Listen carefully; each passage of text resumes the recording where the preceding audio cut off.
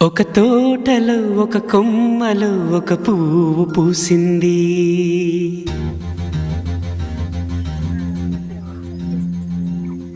మహారాణిలా మహాలక్ష్మిలా ఆ పువ్వు నవ్వింది.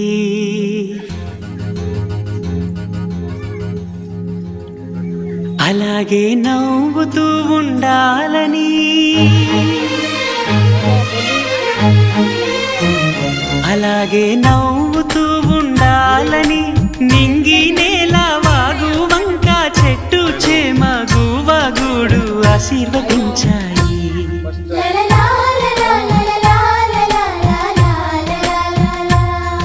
ఒక తోటలో ఒక కొమ్మలో ఒక పువ్వు పూసింది.